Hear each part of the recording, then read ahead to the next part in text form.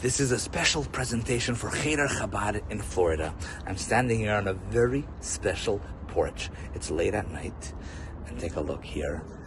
Look at these lamps. What does that remind you of? Do you know any story that has to do with lamps? Could you guess? Maybe lamplighters? You guessed that right. I'm standing on the porch of the house of the Rebbe Rashab. Look at this. This is Russia. This is Rostov. And this is the porch the Rebbe Rashab stood on when he lived in this house. This was the capital of Chabad, of Lubavitch, from 1915 till 1924. The Rebbe Rashab lived here, and then the Frierdiker Rebbe.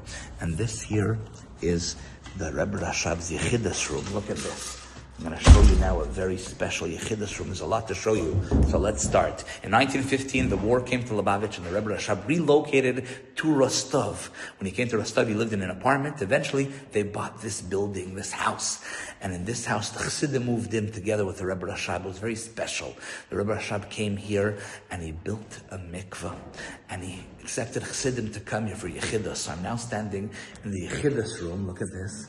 This is the Yechidus room.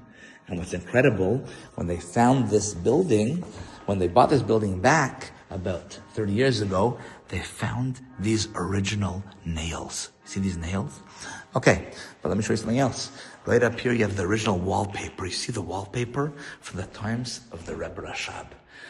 Now, the Rebbe Rashab was nostalgic, passed away right over here.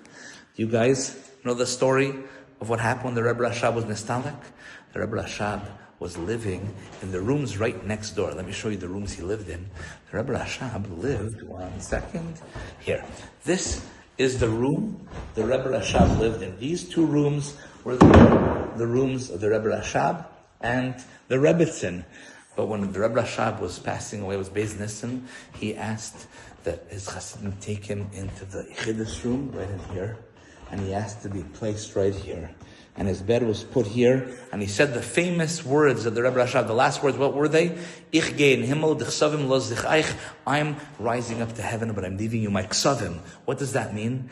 That means that how does the chassid connect to his Rebbe? A chassid connects to the Rebbe only one way, through learning his chassidus, through learning his maimorim, his sichas. That's how you connect to a Rebbe. We had today a beautiful shir here. We learned Kuntras Maimre Chaltzu, a beautiful, beautiful, beautiful learning session we had. This here was the Farbreyan room. As you could see, what does it say here? It says this was the seat right here where the Rebbe Rashab and the Frierdiker Rebbe sat. They used to have Farbreyans. There's some incredible stories about the Rebbe sat here, and KGB agents would come here during Purim.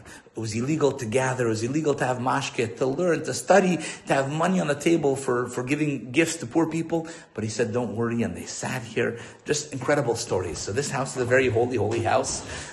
Maybe I'll show you something special on my way out.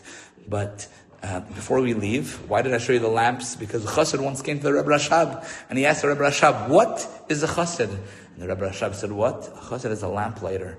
What, in the olden days, those lamps that I showed you, they didn't have electricity. You'd actually have a man that would walk around with a big stick and he'd light these lamps so at night you should be able to see on the streets. And what was the message? The message was that we, as Chassidim, have to light the lamps, the souls of all the people around us. We have to give them a tremendous love for Yiddishkeit, love for Hashem, love for Eretz Yisrael. We have to unite together with Avas Yisrael, do everything we can to help bring Mashiach. How do we do that? Through Mivtzayim, through davening, through learning, through everything you kids are doing in Cheder. You have to continue doing it even more. But I told you I want to show you something special. So as I'm about to leave here, I'm going to take you to one more special place. We're going down. One second. Okay. Now, keep in mind, just think about this. This was the 770 of the time. If you guys lived 100 years ago, 105 years ago, this would have been your 770. That is pretty incredible.